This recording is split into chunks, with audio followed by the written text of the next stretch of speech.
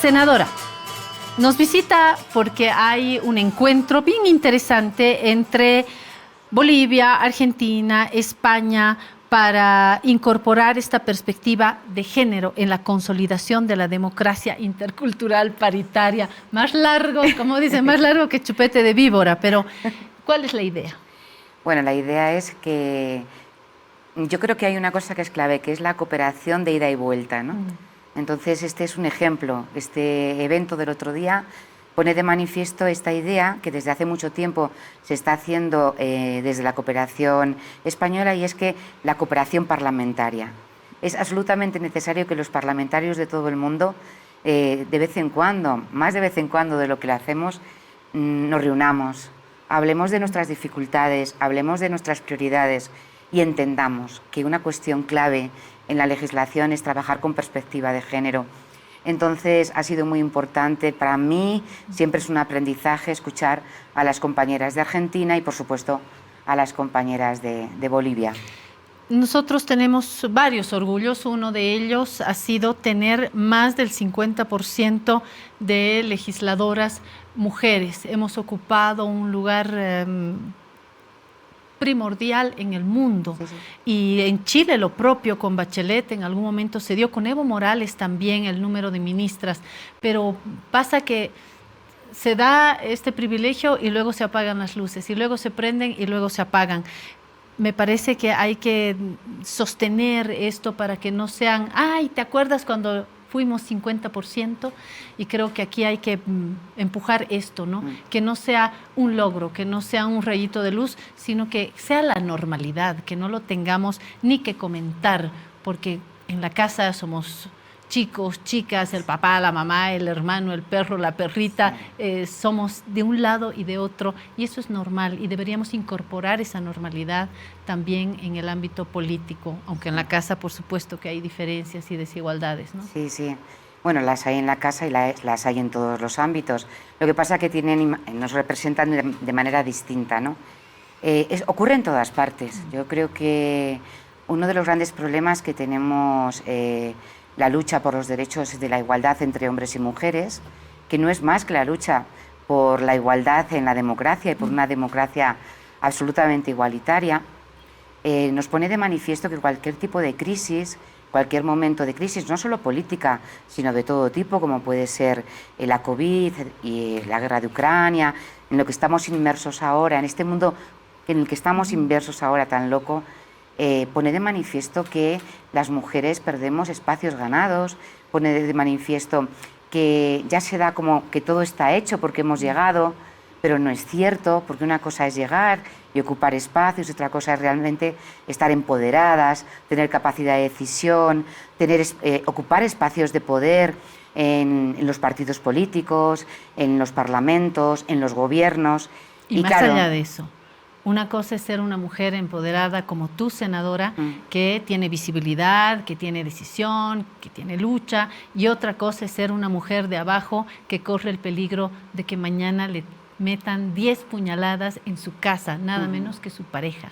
Entonces, hay esta tensión también, ¿no? Bueno, te quiero decir que es cierto que yo como mujer, que llevo mucho tiempo además en la política en España, quiero pensar que siempre, bueno, hemos mejorado mucho, pero siempre existe ese pequeño filtro de ese patriarcado y de ese machismo que se mete y que al final a nosotras nos confronta, hay estereotipos, etcétera. Pero es verdad que en mi país en concreto, y en concreto en mi partido político, que yo creo que ahí está la clave, como desde abajo, desde los partidos políticos, hay que empezar a creerse realmente que el papel de las mujeres no es un mero papel de cuota, que es muy importante porque si no, no llegamos, pero que tiene que ir cambiando.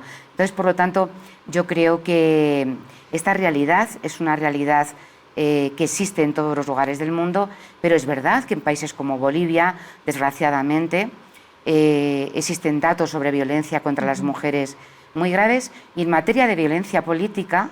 ¿En España cómo están? ¿Hay feminicidios? ¿Cómo es el dato de los feminicidios? Sí, bueno, este año estamos teniendo unos datos terribles. unos datos terribles. Llevamos ya durante este año 50 casos de feminicidios. Nosotros 64. Claro. Tomada en cuenta la diferencia pero ha habido años población. que hemos tenido menos. Es que se está produciendo en estos últimos 2 años, con el COVID, que ya se produjeron muchas cuestiones. Claro, muchas mujeres no podían salir de casa y escapar. Estaban las calles cerradas. Entonces eso ha supuesto un daño enorme y los para machos muchísimas encerrados mujeres. como leones, ¿no? Claro, para muchísimas mujeres.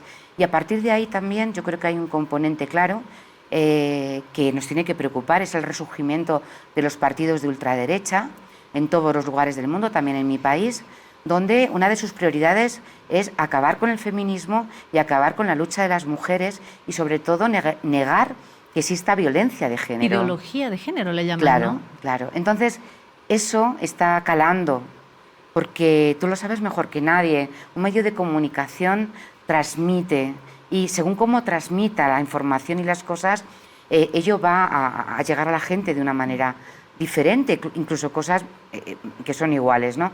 Entonces es cierto que la ocupación del espacio político en mi país por Vox, por la ultraderecha, ocupando ya parlamentos y gobiernos autonómicos, está suponiendo que las primeras actuaciones que hay y lo primero que firman es quitar la Consejería de Igualdad, quitar las políticas de violencia de género, bueno, y eso es terrible.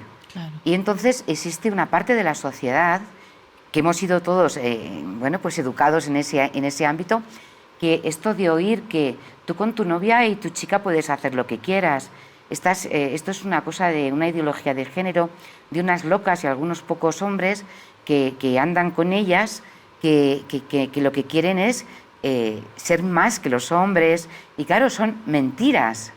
Es un desprestigio al feminismo, es un desprestigio a la lucha de las mujeres, es un desprestigio a la lucha de la democracia, de hombres y mujeres, porque una democracia sin mujeres no es democracia. Sin duda. Y en Bolivia, además de esta tensión tan dura, varones-mujeres, tenemos mujeres y las mujeres indígenas, no te cuento porque hay una doble discriminación, hay un doble afuereo, si me permites la palabra. ¿Qué conclusiones tienen después de conocer esta experiencia, además con argentinos, argentinas, bolivianos, bolivianas, españoles y españolas? Bueno, digamos que el evento se ha dividido en 2 cuestiones y podemos sacar conclusiones respecto a 2 cuestiones. La importancia de legislar con perspectiva de género no puede ser solamente algo que se diga, no, es que hay que legislar teniendo en cuenta a las mujeres y demás. Y una de las grandes conclusiones que hemos sacado y que a la vista también de cómo está esta situación en Bolivia, en el Parlamento y demás, es algo que para mí es clave. Y legislar con perspectiva de género no es legislar solo con mujeres ni para las mujeres. Y legislar con perspectiva de género no es legislar en contra de los hombres. Teniendo en cuenta esto, legislar con perspectiva de género es que todos, hombres y mujeres, que tenemos la responsabilidad de ser legisladores, tengamos claro que cualquier ley, en cualquier comisión que tengamos que elaborar, tenemos que ver qué impacto tiene sobre la mitad de la población. Una mitad de la población que parte de una situación de no equidad y de no igualdad con la otra parte de la población. Por lo tanto, esa transversalidad en todos los ámbitos de la vida, ese impacto de género de las leyes, es absolutamente clave analizarlo. Y de conclusión que también saco a partir de ello, que si las mujeres no estamos unidas en el Parlamento, en los parlamentos, para priorizar la agenda política de las mujeres por encima de otras agendas, no vamos a poder colocar en la ley, en el espacio legislativo, leyes que vayan disminuyendo la brecha de género que existe en el mundo en todos los ámbitos. Hoy es 12 de octubre, que para nosotros es el día de la descolonización. Es un momento de descubrimiento, me enseñaron en el colegio, y luego Enrique Dussel me enseñó otra palabra que es el encubrimiento del otro. Lo cierto es que hubo un encuentro, desencuentro de 2 mundos. Lo cierto es que de ese encontrón nació o se profundizó las desigualdades entre quienes se quisieron más y menos sobre la base del color de la piel, del apellido, de si tenía parientes españoles o no, de si era más indígena o menos indígena. Y lo repito, me han escuchado muchas veces acá, para ti la primera vez sí, que te lo digo, para mí el principal problema de una sociedad quebrada, lastimada, dividida, es el racismo. Y el origen del racismo es este desencuentro de mundos, vía lo religioso, lo cultural, lo político, vía la violencia. ¿Cómo encaramos este 12 de octubre del 2023? ¿Con qué ánimo nos vamos? Te vas tú enseguida a acompañar al embajador Javier Gassó a esta celebración que tiene que tener cada vez más el aroma de encuentro, ¿no? Es que para mí estar aquí hoy y acudir hoy al evento donde van a ir muchos bolivianos y muchas bolivianas es un acto de total hermanamiento. Desde hace ya mucho tiempo, muchos españoles, la gran mayoría de los españoles y las españolas, tenemos claro que somos hermanos y que tenemos que actuar y vivir de esa manera. Pero es cierto que, por ejemplo, en mi país hoy, al presidente del gobierno, con una crudeza que en los últimos años se ha ido produciendo y hoy mucho más, ha habido una falta absoluta de respeto por ciudadanos que son manejados para atacar a un presidente demócrata que entiende que las relaciones con América Latina y con el gobierno, en este caso con el gobierno boliviano, son excelentes, tienen que serlo y somos hermanos, pero ha sido abucheado, ha sido, insultado. ¿Qué le reprochan? Bueno, es que está surgiendo en España de nuevo esa extrema derecha franquista que desgraciadamente no ha estado en todos estos años de democracia, pero que ahora ocupa el Parlamento, cuyo discurso es que el presidente del gobierno de España, el Partido Socialista de España, es un traidor a la patria. Porque, cuando hablamos de hispanidad, hablamos de hermandad, no hablamos de que unos son superiores a otros. Entonces, claro, eso yo creo que desgraciadamente lo hay en todos los países. Y yo también pediría desde aquí el calor y con toda mi humildad, o sea, yo me siento boliviana, igual que me siento española, y querría que los bolivianos y las bolivianas, con independencia de la historia que tiene que estar allí, que tiene que estar, pero que no se puede olvidar, pero sí hay que saber entender que yo no soy mis antepasados hace tantos siglos. Yo le comentaba a un español, riéndome, claro, le decía, porque cuando ustedes llegaron, porque cuando ustedes trajeron, porque cuando ustedes nos sometieron, y este español me dijo, un momentito, ustedes nada, mi familia se quedó en España, sí. Serán tus abuelos, me dijo. Y claro. Se rió y me dijo, esos españoles de poca monta que se fueron al otro lado. Claro. Y es verdad. Cuando decimos nosotros, ustedes, obviamente son figuras, porque acá, el más blanco de los blancos, el apellido más español de los españoles y el apellido más indígena de los indígenas tienen sangre mestiza. Claro. Pero eso obviamente no nos puede alejar de este debate que No, por supuesto. O sea, yo tengo absolutamente claro que la historia del mundo ha estado llena de situaciones como estas y que el mundo, por eso, unos estamos en un lugar, otros en otro, y eso es así. Pero sí es cierto que, por ejemplo, nosotros lo hablamos muchas veces con el Al-Ándalus, ¿no? Con Andalucía. O sea, que, por ejemplo, el movimiento de Bin Laden exigía que Granada fuera otra vez. No, a ver, no. Pero es cierto que nosotros tenemos una responsabilidad y quienes somos cargos públicos tenemos la responsabilidad de hacer entender a nuestros ciudadanos que somos lo mismo, que estamos en lo mismo y que tenemos que trabajar juntos para ayudarnos mutuamente. Nosotros tenemos, como todos los países, varios temas por resolver. Uno de ellos es este. Somos lo mismo en Santa Cruz, en Potosí, en La Paz, somos los mismos. Apellidemos Pérez, Benavente, Mamani o Quispe.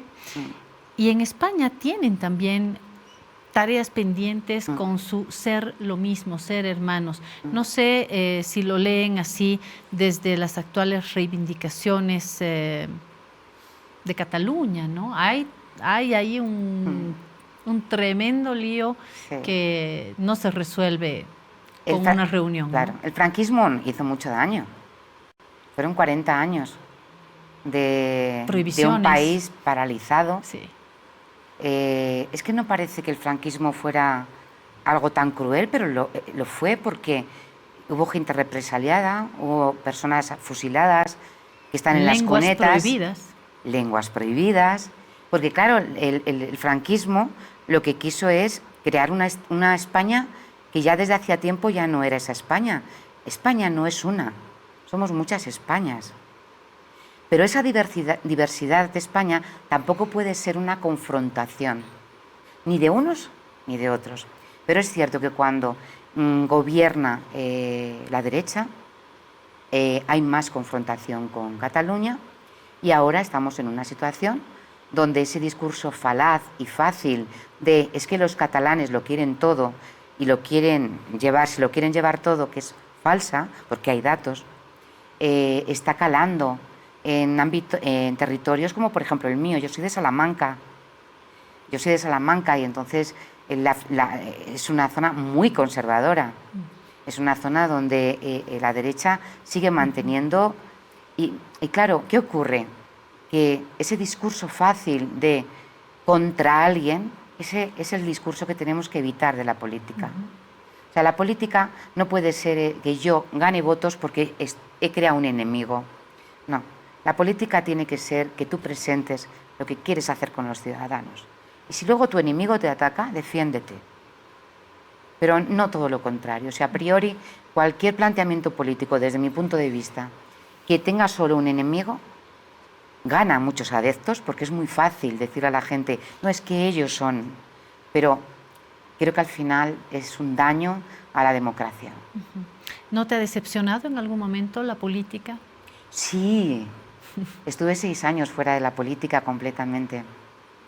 Me dediqué bueno, pues a trabajar en la Universidad de Salamanca, en el Instituto de Estudios de Iberoamérica, y a trabajar sobre todo en un observatorio de democracia paritaria que creamos allá, pero luego volví. ¿Por qué?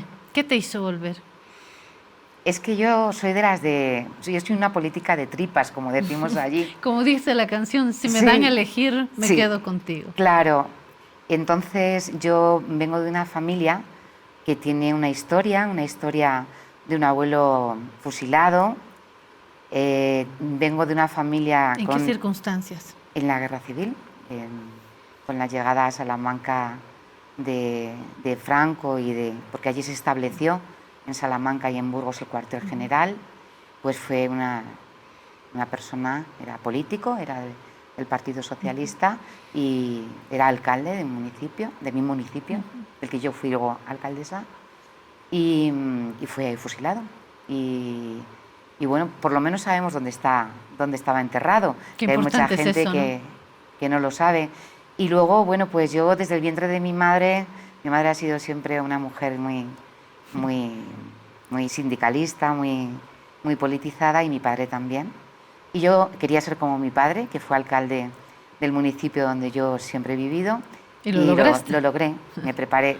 Tuve la suerte, no como él, de poder estudiar en la universidad, de poder prepararme muchísimo, y lo logré. Y bueno, digamos que es algo que es muy difícil quitármelo. Es una forma de vida para mí, entendido no como una forma de vivir de la política, sino una forma de vida. Yo sin estar cerca de la gente, no me encuentro bien. Estuve 6 años trabajando especialmente con mujeres, pero luego volví, por muchas circunstancias. También me lo pidieron mis compañeros. Entonces, a veces, pues... Y eso es un orgullo, claro. Y quiere decir que tienes una vena política también. Quisiera volver al 12 de octubre, Dime. pero esencialmente a una reflexión sobre los espacios, los territorios y la gente. ¿Qué es la historia? Sino una historia de migraciones. Mira lo que pasa en territorio israelí, Palestina. Se están matando, se están sacando los ojos y, por supuesto, los pesos no son iguales, las fuerzas no son iguales, los apoyos no son iguales y la comunidad internacional no da apoyos en iguales proporciones. En España hay también una tensión en torno a las migraciones. Mujeres colombianas, jóvenes bolivianos, agricultores, africanos. Y hay un tema ahí con las fronteras que me hizo pensar en una ministra de Evo Morales, de Pollera, que estuvo en España, y ella contaba que al llegar a Madrid veía unos pájaros y decía, pero estos pájaros yo he visto en Bolivia, en Tarija, decía, de donde ella es originaria, y miraba los pájaros y decía, pero estos pájaros, ¿acaso necesitan papeles para venir hasta aquí? ¿No? Y me parece maravillosa reflexión. Y sí necesitamos papeles. Sí, no solo para ir a España, o sea, para ir a cualquier otro país. Yo creo que el fenómeno de la migración ha tenido distintos momentos y distintas etapas. Nosotros tenemos que agradecer de manera infinita a todos los latinoamericanos, bolivianos, peruanas, colombianas, que han ido a España a reforzar un país que se está envejeciendo y que se está quedando chiquito. Claro. Entonces, es verdad que no ha sido fácil, es verdad que con distintos gobiernos hay distintas leyes respecto al paso de fronteras, respecto a la obtención de papeles. También estamos dentro de Europa. Al estar dentro de Europa, hay unas normativas que nos controlan también la normativa, es decir... Pero no todas son justas, ¿no? No, claro, te iba a decir que es que, claro, nosotros estamos en Europa y hay veces que hay una serie de normativas que son supra, que tenemos que mantener a la hora también de legislar en España. Obviamente, yo creo que la apertura de fronteras sería lo ideal. Y para mí sería, pues, obviamente, lo mejor, ¿no? Pero ¿qué ocurre? Ocurre que no toda la sociedad piensa así. Y que el efecto reacción a la llegada de inmigrantes es a veces un efecto reacción terrible. Y que genera y que cala en la gente un discurso absolutamente inaceptable, pero que es muy fácil. Vienen de acá a quitarnos a nosotros de acá. Cuando, si no estuviéramos migrantes en España, hay muchos trabajos y muchas ciudades que hubieran muerto. Y luego también decirte otra cosa. Esto como en todo. No es lo mismo ser un negro africano que viene en patera que ser, desgraciadamente lo digo como un privilegio, ser un boliviano, una boliviana, un colombiano, una colombiana. La sociedad española es una sociedad ya totalmente conformada por españoles y por muchos latinoamericanos ya con doble nacionalidad, que son españoles, pero que provienen de América Latina. Y eso para mí es riqueza, pero no lo es para todo el mundo. Y el problema, no el problema, porque me gusta llamarlo fenómeno, de la migración de África, es algo que tenemos que ser conscientes de que es una realidad.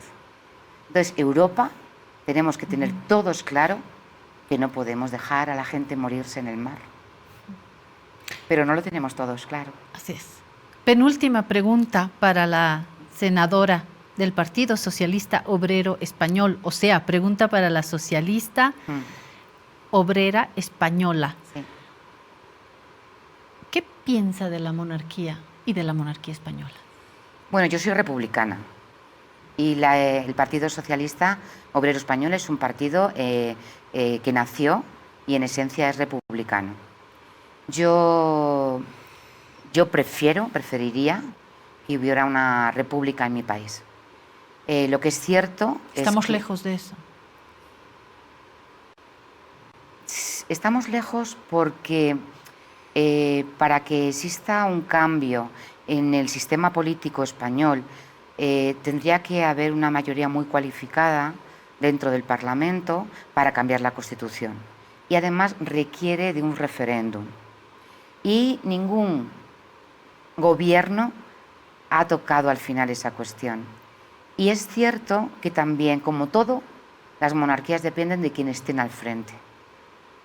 Y el rey Juan Carlos, hubo un momento en el que desde mi punto de vista, estuvimos muy engañados, los españoles, de su papel en la transición y demás, y ahora se está viendo que no fue un papel como un verdadero estadista, y eso yo creo que está haciendo mucho daño a la monarquía y también al sistema español.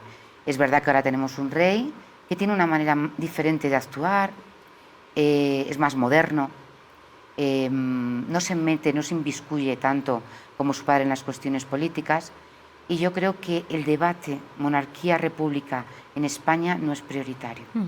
Pero rey al fin, con una reina al fin, con la infanta al fin. Hombre, y con un presupuesto que tenemos, que tienen de todos los españoles y españolas para vivir. Así es. Obviamente, para mí la monarquía supone un menoscabo de la democracia en mi país, porque para mí una democracia tiene que ser en esencia una república. Así es. Pero reyes al fin, príncipes y princesas, y a mí los cuentos de hadas no me gustan, así que voy a ir a la última pregunta, dime. que es ¿qué es lo que te ha gustado en el país en estas horas? Hasta el domingo te quedas. ¿Qué impresión te llevas de Bolivia? Y hay permiso para decir lo bueno, lo malo y lo feo también. Por suerte he estado en otras ocasiones. He venido a un evento, digamos, con un componente político, y es verdad que estoy preocupada. Estoy preocupada porque me gustaría que hubiera más unión, que se hicieran las cosas pensando en la importancia de estar unidos, cada uno con su manera de entender el país, de vivir, pero yo creo que eso es esencial. Eso es muy difícil porque nos pasa en todos los países. ¿Estás hablando de política? Claro, estoy hablando de política en concreto ahora, te he dicho en cuanto al ámbito de la política. Entonces, bueno, pues estoy en ese momento de estar un poco más preocupada porque en otros momentos que he venido, por ejemplo, en el ámbito de la lucha de las mujeres, sentía mucha unión, sentía una fuerza enorme y creo que hay que volver a retomarla. Con eso creo que hay que volver a retomarla. Y sobre todo yo este país me parece un lugar, he venido realmente a Bolivia, me quedo más tiempo a reponer energías, a estar con la Pachamama y con mis amigas y amigos, sobre todo mis amigas.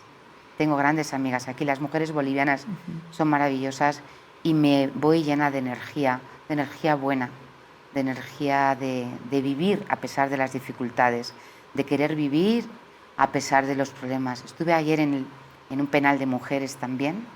¿En Obrajes? Sí, estuve en Obrajes. En el Centro de Orientación Femenina en Obrajes. Sí, ¿no? Y tengo que decir que mis sensaciones fueron por un momento de sentirme privilegiada absolutamente de poder estar allí, de una sensación de sororidad increíble entre todas y conmigo, y al mismo tiempo muy preocupada también de las condiciones en que están. Creo que es importante hacer un gran esfuerzo por algunos espacios de personas más vulnerables, y una de ellas son las personas que están alejadas de la libertad. Ahí también he visto sororidad que a veces falta en otros ámbitos, ¿no? En otros ámbitos uno dice, ¿dónde está la sororidad?